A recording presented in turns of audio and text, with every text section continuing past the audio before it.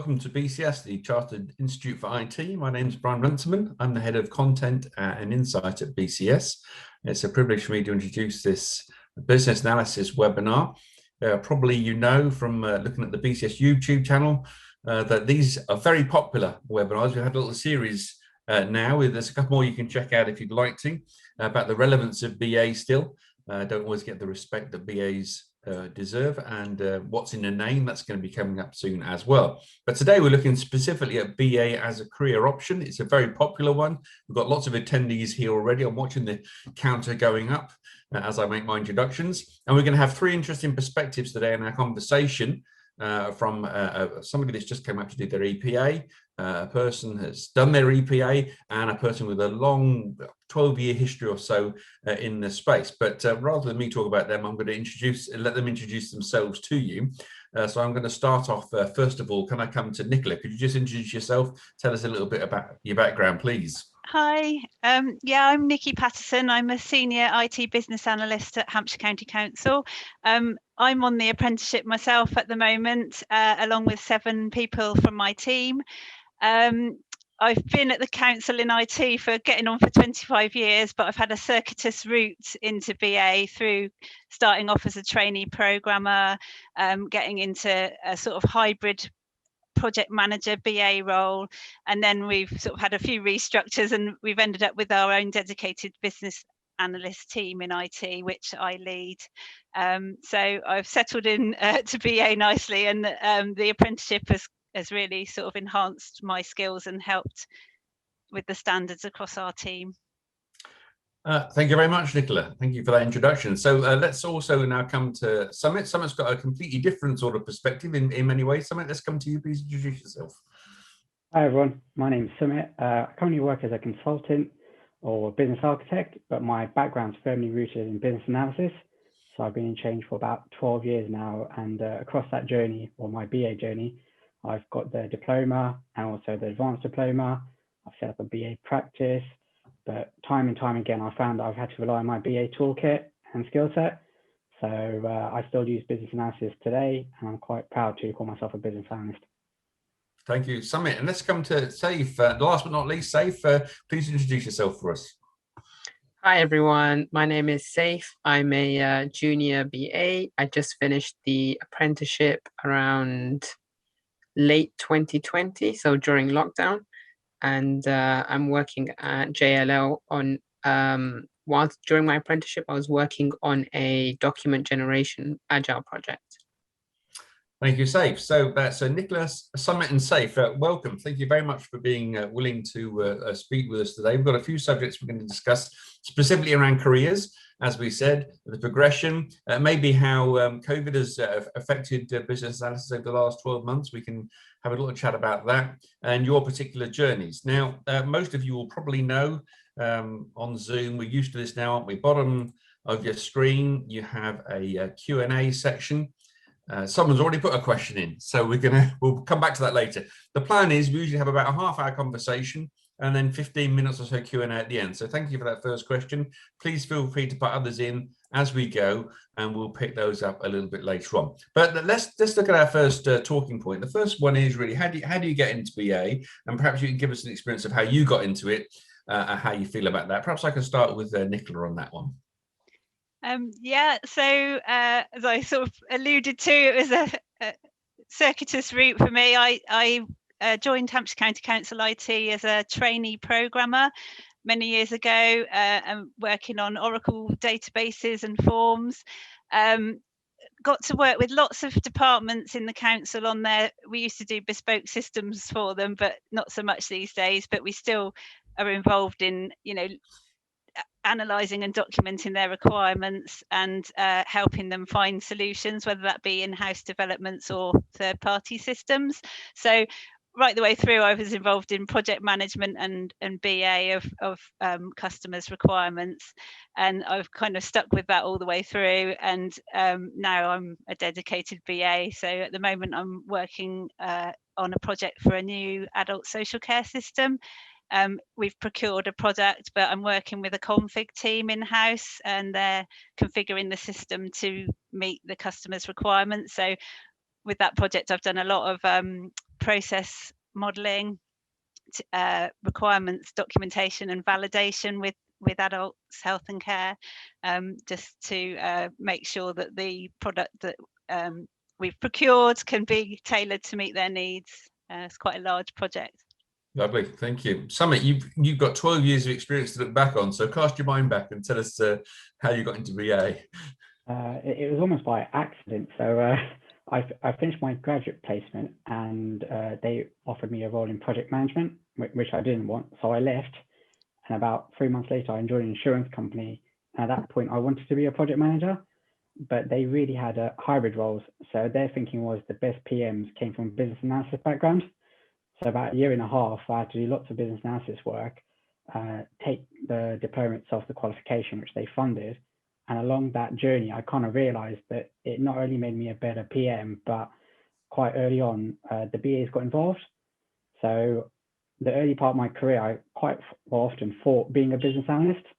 And the further I got along that career, I realized the value. So it's something that I didn't expect or set out to do, but through some really good coaching, leadership, and kind of early career development, and realized the value of being a business analyst. Lovely, thank you. Saif, tell us your pathway into BA. Yeah, so I was initially looking for an apprenticeship, and I was looking for an apprenticeship in IT, preferably something more on the technical side. And my my apprenticeship firm found me a potential role. It was a BA role. And the thing is that this BA role had more of a technical side to it. And that's what really attracted me to the role. So I had the interview, and yeah, I just thought, okay, since there is a bit of a mix here with technical and business, I thought that would be the perfect starting point for me. And I just decided to go for it. Yeah. Lovely. Now, let's stay with you, Saif. On a day-to-day basis, what is it like being a BA? What are the sort of things you have to do? What does it entail? So, it really depended on the stage of my project, the kind of work that I would do, right? And the stage that I was in my career, because I started off as a fresh new BA, haven't, ever worked in this field before. Day to day, I would say, or maybe I'll just give an example of maybe a week, because the kind of different things you do probably would fit within a week. I would be working with the users. I would be having meetings with them, understanding what are their needs, what are their requirements for this IT system that I'm working on, and then doing the whole process of, documenting it, prioritizing it, making a little planned sprint with my team, implementing it, testing it with my team, testing it with their team. And we just have like a whole process that we'd go through, and at the end we would deploy that, and then we would sort of reset on cycle to look at the next bit of requirements that they have, because we would implement this in phases. But of course, like I said, it really did depend on the stage that we was in, because I would work on different things at different stages. For example, in the later stage of my project, I worked on a return on investment analysis, but that's not something I could have done in the early stages of my career or the early stages of the project. So yeah, it really got mixed up throughout the months. Yeah. That's interesting. So I guess the variety makes it quite engaging for you, does it? Yeah, I really enjoyed the work of the BA, because there was a lot of use of problem-solving skills. If somebody, suppose in theory you had an issue with an IT project where people were saying there was a consensus that this IT, this software is just really slow, it's really not working for us. There is like this opportunity there for you to use your problem-solving skills, and then you would make that suggestion to your team. And that's the thing that I really liked about my role, is that I'd have to think about it. I'd have to use my own skills to try and figure out and solve a whole range of problems. Yeah. Interesting. Thank you. Now, when you said problem-solving skills there, Saif, I noticed Sumit was nodding away. Sumit, what's your day-to-day experience in BA? I'm guessing it's to do with the problem-solving aspects. Yeah, definitely. So I tend to get parachuted in quite quickly, and in that moment of, I suppose, activity, a lot of people don't know what we're doing. So I tend to step back and try to distill, a BA technique of kind of Boscard or Oscar. What's the background, what are the objectives, what are we fundamentally trying to do? And in the early days, or when things are quite busy, people tend to resist that. And quite early on, you can ask a few people, what are we trying to, what's the objective, or what does that acronym mean? And I feel people tend to, especially on change programs, just get brought along the journey and maybe don't feel empowered to challenge or just check the status quo. So from day to day or week to week, I tend to try to understand what are we as a collective trying to change, why we're trying to change it, and to Safe's point, why I found as I've got older, because I've been doing projects for 12 years and you're always after that perfect implementation or that perfect project. It's really about cost benefit analysis. We don't really measure the benefits. We don't really honestly say, did we deliver that on time to expectation? So I almost kind of start from what are the drivers, what are the metrics, the KPIs, so that whatever time I spend on a problem, I can kind of say, well, actually, we set out to do this, we've done this, did we make things better, yes or no? So it's we're always quite busy, but even in that complexity, I tend to get asked to do diagrams, use cases, flows, and I think because other people tend to go on lots of meetings and maybe not document or produce output, that's where I feel that I add value by producing a page or a picture, and then that really helps me understand what we're trying to achieve. Lovely, thank you. We can see one of the pictures behind you this very moment on the wall. My pride and joy, my whiteboard. Let's come to Nichola. Nichola, you must have a slightly different day-to-day experience. You actually look after 14 other BAs, don't you? What's your day-to-day experience? Yeah, so mine's a mix of actually doing BA project work myself and team management. So I get involved in the resourcing of our team onto projects, and that's across all the council departments. So there's a whole range of things from highways projects, adults and children's social care. Both departments are replacing their systems at the moment, so those are quite big projects. Loads of council departments. So yeah, I get involved in making sure the team are fully engaged in the work, and we have like this sort of demand process. So the BAs get involved at these project gates. So we start off with sort of very high level requirements, then get into the more detailed requirements ready while the project's mobilizing, ready for the project to start, the sort of business benefits at a high level, and then getting into the more detail. So the project I'm on, we started with the procurement of the new system to meet the high level requirements, and meanwhile sort of mapping out the high level business processes and then going into more detail. So like it's around sort of getting from understanding the as is and the to be, where you're trying to get to, and then what you need to do along the way to help get there, really. So yeah, in that, I've been doing large workshops and smaller meetings and getting all the process diagrams and the requirements validated with the relevant subject matter experts in adults for my project. And yeah, my colleagues in my team are all doing the same sorts of things with their subject matter experts and stakeholders in the business. So yeah, a lot of variety. And yeah, COVID has changed things a bit because we're having to do that over Microsoft Teams. Yeah, we'll discuss the effects of COVID shortly as well. That'd be good, Nichola. Can I ask you first of all, as you have a number of reports reporting into you, what are the key skills you actually look for in the BA? Yeah, I suppose some of the core skills are sort of good listening skills, questioning, understanding. So, asking the right questions to get clarity. So those sort of soft skills I think are really important.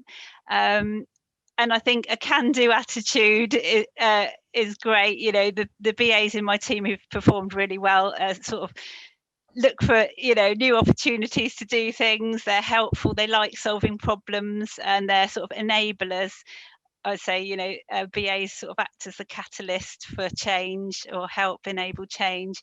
And they need to be quite methodical and bring clarity to a situation and be able to present themselves clearly, whether that's clearly defined requirements or clearly drawn out process map models that are, easy to understand for the end users who need to consume them and sign them off. Yeah, so able to be quite succinct but thorough. Yeah. Okay. Lovely. Thank you. Now, let's come to Sumit and ask you the same question. Is there a tension between sort of having that overview of processes, but also being quite detailed in the requirements? What's your perception of those skills? They're both valid for BAs. So I think BAs need to be good communicators, but that doesn't mean they need to be extroverts. So the extroverts are really good at leading workshops, going to approach people and almost, as I call it, desk job, just turn up somewhere, ask a few questions and leave quite quickly. And then you've got, I suppose, the introverts that like the document analysis. We've got 100 pages of this report. Can you read it? Can you structure it in a good way? Do you like reading JIRA tickets? And so it's really about that mixture. And then that kind of goes nice into the BA career path. So the ones that can think big picture are naturally more aligned to business architecture. The ones that like to think lower level are more aligned to product owners or agile BAs.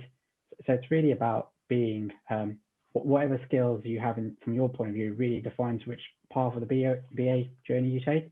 But I think to Nichola's point, we are definitely enablers. We're seen as the friends of change, and it's kind of really stepping up to that and kind of saying, well, we've been here time and time again. So rather than just assisting or facilitating, we should be leading that. If there's new things coming down the track, we should be involved quite early on. And I think that really gives that variety, because it's hard to say, decompose BA down to just a few sentences, which is maybe its biggest strength. Lovely. Saif, you actually got your EPA done during COVID. You started about 2018, didn't you, on the apprenticeship path? What skills do you feel have been most useful for you that you've brought to bear?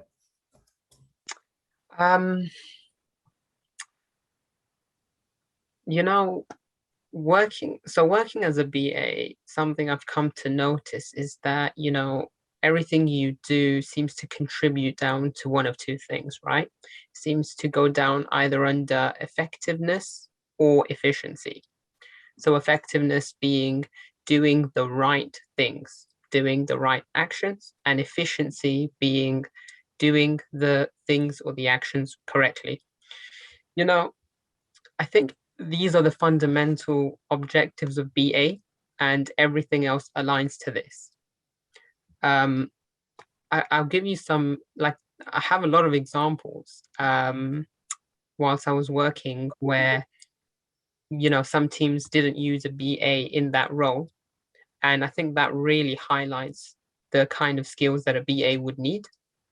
So I had an example where one of the teams that was working on the project that I was on, they was looking at, one specific user and what he wanted from this project and, what his requirements were. But from hundreds and hundreds of users, his kind of feedback was relevant to maybe 5 of those. And we spent, part of the team spent a good 2, 3, 4 months working on that, which later on we found out actually that wasn't necessary. This is some very low priority thing if only 5 people are going to benefit from it. And I think that's where the BA comes in. It's to do with effectiveness and efficiency. It's to do with making sure we're doing the right actions at the right time. And it's about doing that kind of investigation, right? It's about asking the right kind of questions to people. It's about having those people skills. And like what Sumit and Nichola said about having that inquisitive mind. And, I think that's the kind of skills that the BA needs, because you just want to get down to the root problem and find the root solution. Excellent. Thank you very much. Very interesting. Now, I've noticed we're having a load of questions coming in. Lovely. We've got about 10 so far. Keep them coming in, folks. One of them is definitely about a question that Sumit predicted we'd get, which is about Agile. We'll come back to it, though. First of all, just like to, a couple of other things just like to discuss with the panel. First one about the career options. Sumit, what are the career options to sort of continue your BA journey in your view? You've been down that, of course. Yeah, I think in the early part, at an interview, I was asked, you know, if you want to progress, do you want to become a PM? And I think that was kind of my mindset, where I was we were second-class citizens as BAs. But as I progressed, I actually realized that there was a big demand for heads of departments, even the board members, where they wanted analysis done. And they didn't always know what a business analyst did apart from requirements on projects, but they wanted SWOT analysis, they wanted someone to measure benefits. So that kind of led me to do a lot of research. And at that point, 2015, I got my first role as a business architect. So being quite big picture and seeing the holistic, I think that was a good career pathway. And that's definitely one that I'd recommend for business analysts that like to step back from the detail maybe. But then equally, for people that like that detail and want to maybe deliver change faster, agile, whether you're working as a product owner and kind of really delivering those benefits we talk about quite often. So that's another career path. And then if you don't want either of them, you can still continue down the BA path. And I think quite often we do ourselves a disservice by saying, well, what's wrong with being a BA for 20, 30 years and just being really good at your domain? And you can kind of have different titles, work on different projects. So I think there's a whole myriad of opportunities. It really goes back to the points I think we will make today. You know, if you're inquisitive, what do you like doing, and where you work, does it lend itself to that? So it's really just, not just project management, I'd say, as a takeaway point. Yeah, that's excellent. And Nichola, coming to you, as you've got a team of BAs as well, maybe you've got a slightly different perspective on that sort of development. Yeah, it's interesting because you know, people have come into my team from various angles, and some have moved on to other areas. A lot of us came through the PMBA hybrid role into the BA team when it was created, so that there's that route. But we've also brought people in from a wide range of backgrounds at other companies. I've got a guy in my team who had a background as an electrical engineer, and he approached me when we were advertising for trainee BAs because he was interested in getting into IT. And in interview, we found that he had the same sorts of skills about you know, defining customers' requirements. So yes, we've got guys who've come in from IT and other areas. In terms of sort of progression, some BAs have gone on to sort of become more embedded in the business areas they've worked with, sort of moving off to work in transformation teams within the council. We're just seeing a lot of things like Office 365 tools being used, Power Apps, that kind of thing. So one of my guys who was in my team has moved into a department to help them enable their Power Apps and get their flows sorted out. So yeah, you can sort of get into that aspect of helping teams enable their processes, or things like moving into consultancy, which Sumit's sort of got more experience of. So yeah, I think there's a whole range. I think you know, people can find their niche and look for opportunities to move in directions that interest them. Lovely. Now, Saif, I know you've already alluded to this, but you're looking more about the sort of technical pathway, aren't you? Can you tell us a bit more about that? Yeah, so you know, the lovely thing about the BA role is that, you know, it's very versatile. Versatile is the word I'm looking for. So you can move more towards either the businessy side of BA or the technical side of BA. You know, I prefer more towards the technical side of BA. And for example, in my project, there was scope where you would be involved directly with the development of, or maybe I should say you would assist on the development of the IT project whilst also carrying out your duties as a business analyst. And that IT project had some elements of Java involved. So I think the kind of position I want to move towards would be more towards a technical business analyst, or maybe a data and business analyst. So I've seen quite a few roles popping up for both of those. Lovely. Thank you very much. Well, look, that's been excellent. I'm going to come to the questions a bit earlier than normal. We had a good 25-minute convo there, but there's so many questions. Let's go on to some of them. The first one's an interesting. What's it like to be a person of colour in tech or business analysis? The little comment here, lots of white privilege in tech. I don't know who'd like to pick up on that one. I can have a go at that. So, thank you, Sumit. So I think I've been quite lucky for working for progressive organisations where, you know, it's never been an issue or an item in my career. I have worked with employers more recently, such as Sky, where they've been more proactive in BAME and the promotion of getting people into roles where maybe there wasn't representation before. But I find in the business analysis world, it does come down to how good you are. And naturally, I think a lot of the BA heads, so Nichola will be a good example, are really open and progressive. And what they're looking for are people that can make that connection, kind of go and do the work, are quite inquisitive and want to develop. So I think BA is maybe one skill set that there's been a fair representation.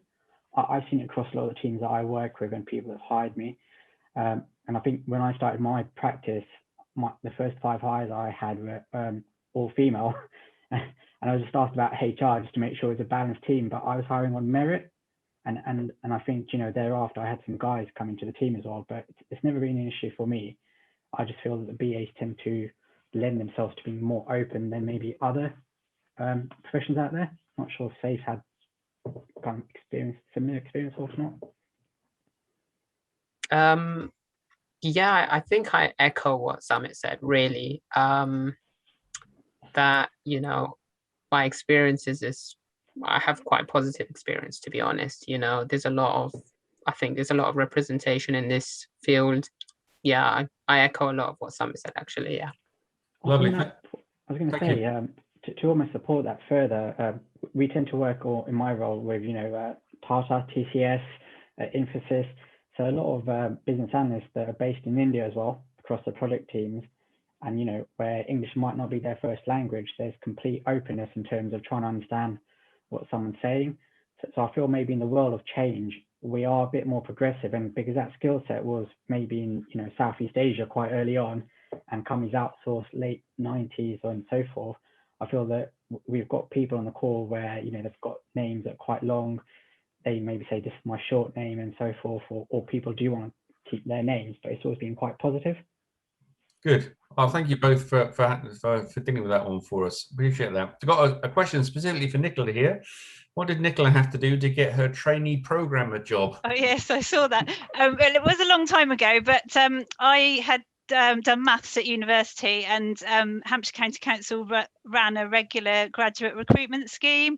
So I was interested in IT from having done some on my degree course, and just went for it. And so yeah, I'd just say, I guess at the moment there's lots of apprenticeships out there. So look for those opportunities where companies are offering trainee programmer apprenticeships. Would be a good way in, I think. But yeah, that was my way in, a graduate recruitment scheme. Okay, good, thank you. How long does it take to qualify as a BA? That might be a bit of a how long is a piece of string, but Sumit, would you like to take that one?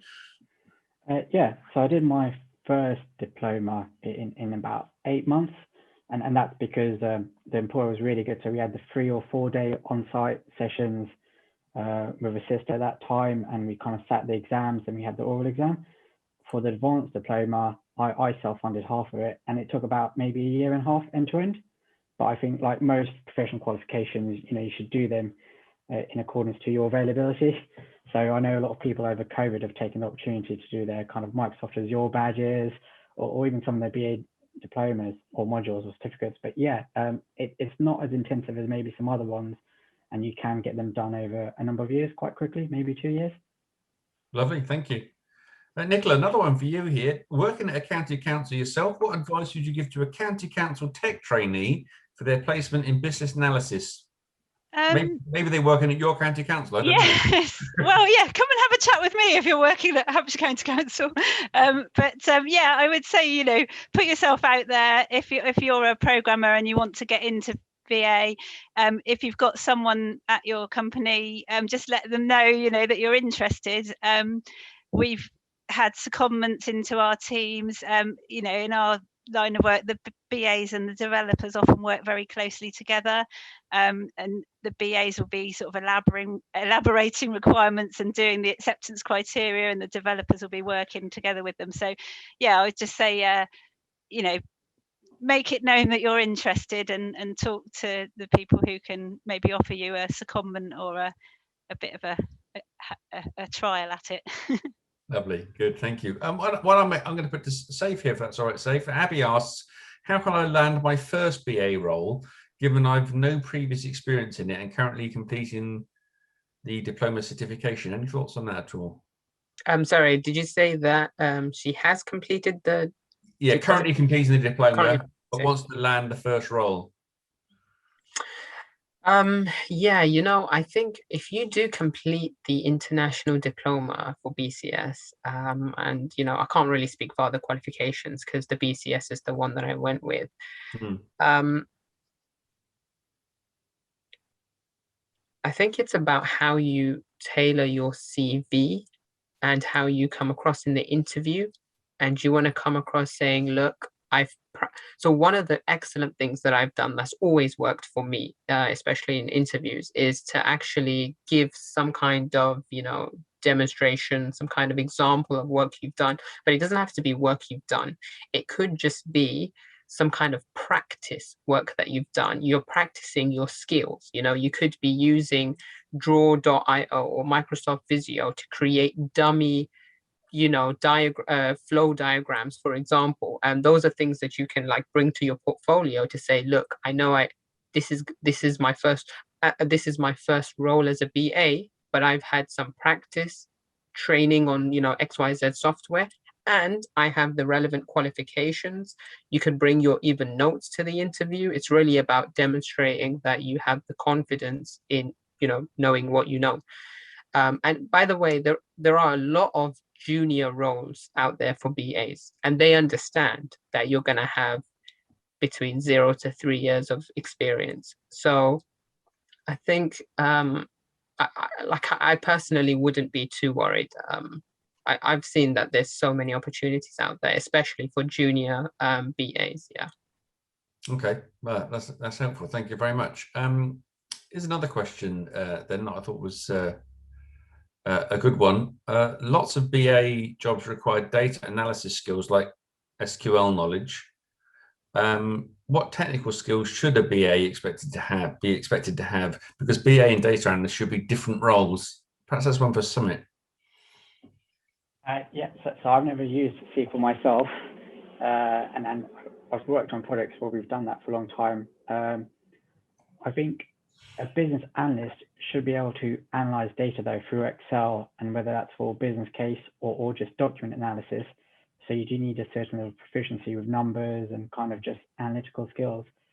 But with data science becoming more, I suppose, of its own domain, and they've got data analysts underneath that, I would still see them as separate roles. But I would go back to, I suppose, the core point. The data scientist and the data analyst will go to the BA and say, what's the business context? And you know, on a recent engagement, we're trying to move stuff from, I suppose, on-premise to Google Cloud. And so all these reports are moving, but no one's known for years why these reports get generated. And it's down to the BAs to go talk to the business. Well, why do you do what you do? When did it break last? Who do you go talk to if it breaks? What value does it add? So I think from a technical point of view, it's not, you don't need to be a data scientist or data analyst, but the stronger you are in that, it will help you land those projects in a BA role. Lovely, thank you. Now, here's a question about age. So Peter Wilson sent a little comment in. What about someone a little older than our very good-looking panel? Very perceptive question there, Peter. Thank you for that. Let's go to Nichola. Just ask that. Older ones in your team, perhaps? I don't know. That's very kind of you to say.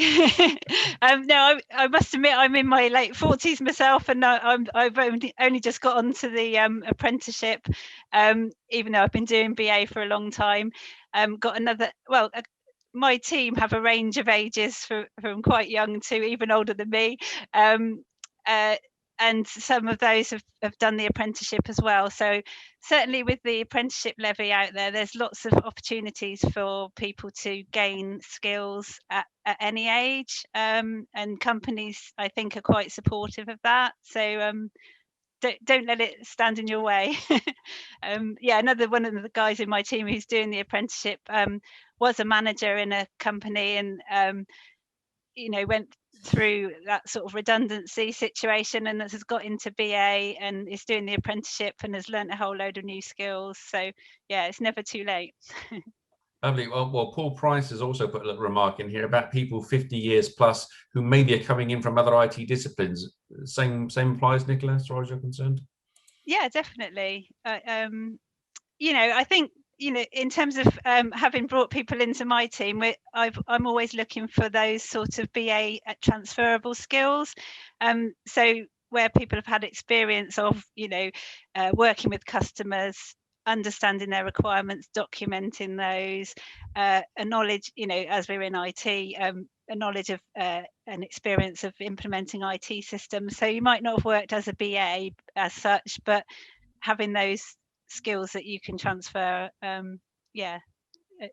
We've succeeded with a whole range of people from different backgrounds. Great, that's great. Question for Saif here. As an apprentice who's been studying with Just IT, what's the one thing you've enjoyed most about learning via an apprenticeship? Good question.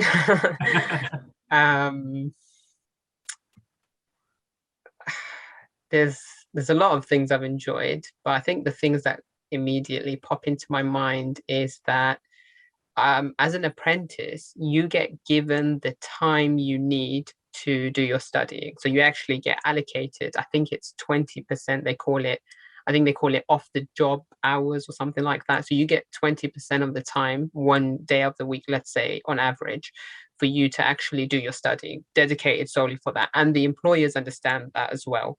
And I think that's something that I really enjoyed, because I got the time that I didn't have experience in this field before, and I felt like I was really behind, and getting that time to just go through the books, the material that I've been given by my coach, that's something that I really appreciated. And if I could just add a second point to that, that's okay. Of course. I would say that one thing that's really unique about an apprenticeship is that you get given work on a wide range of competencies, and that's not something that you would find naturally. So you actually have to, as part of your apprenticeship, give in work on, at the time when I did it, it was 8 competencies. And in a normal BA role, you actually won't get that much exposure. You'd get maybe 5, give or take, right? And the thing is, your employer understands your position. So even if the project you're on doesn't fulfill one of these competencies, like one of the smaller ones was data modeling, there was some minor points for you to learn on that. My project didn't facilitate that. So my employer put me on a different project. So I actually got to get the kind of wide range of competencies of a BA from this apprenticeship. But if I was in a standard BA role up front, I don't think I'd be able to get that wide range of competency experience, even if it's just a little bit. So yeah, I enjoyed that quite a lot. Lovely, that's a helpful answer. Thank you very much for that, Saif. Just going back on the age question, Phil's commented, I'm 58 and a consultant BA, still landing good roles. So, and then he also texted in and said, actually, I've just remembered I'm 59. So that's a good sign. Thank you for that, Phil. Let's come back to, I'd like to put a question to you, Sumit, if I can. Let me just go back up to it. It's about moving into another area. Anonymous attendee, I assume that BA is quite a detailed specialism. Is it feasible to progress towards something like enterprise architecture, arguably a more broad specialism? Sumit, any thoughts on that? Definitely. I've been having talks for the last few weeks daily with one of my clients where we're trying to set up the EA function. And positively, they've got me along there as a business architect. And we're trying to answer the simple questions of the world. Why are we here? What is the organization trying to do? And how can we help? With architecture, you tend to get more structural methods. So we're trying to kind of understand, do we fully understand what the organization is about? What are the value proposition of the organization? What's the competitive advantages? how the programs they've got in flight in their portfolio support that over the next 2 to 4 years. So I think the BA mindset definitely supports it. And it goes back to my earlier point, if you can kind of think big picture and maybe not be as worried about doing the day-to-day delivery, then yeah, you can go into other domains, whether it's enterprise architecture or just architecture. Lovely, thank you. I got a question in from Maria Divine, Nicola. I think I'll put this one to you. I don't know if you saw this one. I work in an organisation that is going through a long-term period of organisational change to make it more methodical and streamlined. Do you think that all heads of department would need BA skills, or would it be enough for one individual to have BA skills to help guide organisational change? Oh, that's an interesting one. I think sometimes it can help to have people carrying out that BA role to assist the department leaders with that change. So maybe, you know, not all the leaders would need those skills, but they need people in that sort of BA role to help find, you know, plan where they need to get to.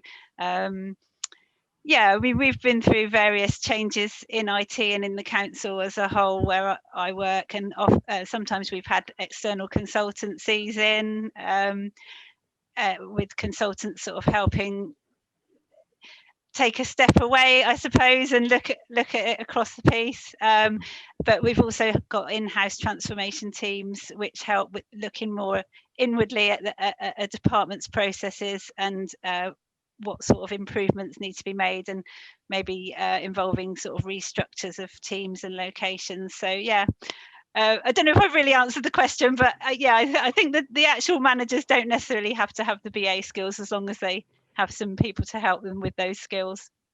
To be fair, that was a big question. It was a big question. So thank you for having a bash, Nicola. I will put a question to Sumit, actually. Let's go back to the qualification stuff, which is perhaps more on point for us, isn't it? Sumit, is the expert BA qualification worth pursuing? What's involved in that? Brackets, I have completed the BCS diploma. I definitely think it's worth pursuing. I think it's more about timing. So I did my degree, I never did a master's, and then I kind of did my chartered insurance status because I kind of wanted to fulfill that gap. And then with the BA and the BCS, I found there was actually a whole pathway to Sophia level 7. And that's how I became kind of chartered IT professional. So I think the BA experts may be where you are in your career, and whether you're head of a BA practice or you're kind of going to business architecture, product domain, whatever, I think it's definitely worthwhile. And on the topic of qualifications, I became slightly qualified ahead of my time. So I'd go for interviews and people would say, well, you've got all these qualifications, but your qualifications are more than your experience. And I found that over a number of years, as my experience caught up, those qualifications have stayed with me. So I definitely recommend it. I was just going to also answer the previous question where Nicola answered. So 2014, we took a lot of business stakeholders heads off on agile training. And after the 1 week course, they started talking about story points, velocity, just enough upfront design and rigor. So I think if your business can get those important people on BA training, they'll be able to resonate more with the BAs and see the value. So they don't need to do the activity, but if they understand why we do what we do, then I think the demand for BAs in any organization will actually go up. So it's always kind of a mixed approach that, you know, but yeah. I come back in on that. That's a really good point. And it's just reminded me that we've had phases of having lean training across the organization and Lean Six Sigma. And again, yeah, with a broad range of people going on that training, it does sort of help people start thinking about eliminating waste and, you know, adding value for the customer and all of that stuff. So yeah, that is valuable. Great. Thank you very much. That is our 45 minutes. This is our normal length of a webinar, folks. That is shot by. We've answered about 25 questions. We've got about another 25 to go. We're not going to do them now. What we'll do, though, is we'll ask people, if you have burning questions you'd like to send in, please email them to our editorial inbox. That's editor@bcs.org. and we will try and perhaps address those a little bit later on. Can I thank you for all your questions? It's been great. And Saif, Sumit and Nichola, really enjoyed your input today. I'm going to ask you one last question because I've got a real sense of your enthusiasm for your roles today. So I'm going to ask you to just give us one key reason as to why you think people should pursue a career in BA. Let's start with Saif. Why should people do it? So I think BAs are firstly becoming more popular. I think I see a lot of more business analyst roles popping up than when I first started. But I think I can only speak for myself and what attracts me to the role, you know, and that's the problem solving aspect to it. It's that aspect where you get to use your own, you know, creative thinking and your own investigative qualities to try and identify root problems and root solutions. And that's the thing that I love because it really engages my mind. So yeah, I'd say if definitely you're somebody who is, you know, more analytically inclined, I think the BA role is fantastic and it's very versatile. So you're not fixed in just a technical aspect, you're not fixed in just a pure people aspect. It's really down to your skill set and you kind of specialize in, you know, the skill set that you fit in. Lovely, thank you. Sumit, what's your view? Why would you recommend BA? I found it a really rewarding career over the last 12 years, even though at times I've tried to fight the job title as business analyst. And I would say because you're involved at the moment of change, right in the details, there's definitely going to be longevity. So with the future of automation, IoT, AI, machine learning, I think, you know, we're on Zoom today. There would have been BAs involved to help deliver this functionality, and there would be kind of across that whole chain of all the stuff, whether it's on your phone or, you know, stuff that you watch on TV in the evenings. So I think we've got the next 20 years to be part of that, and by this stuff that we do, we won't be replaced by AI anytime soon. So I think it's a safe bet to go down the BA path and just help bring that change in sooner and make it better. Won't be replaced by AI is a good one. Not what can be said for us journos, but anyway, thank you for that. Finally, Nichola. Yeah, I think it's a really interesting and varied role, which I've been doing for a long time. It never gets boring. You get to meet lots of interesting people from different business areas and find out all about what they do and what they need. And you can work as a part of a team and implement positive change and look back on all the successful things that you've been involved with. So yeah, I definitely recommend it.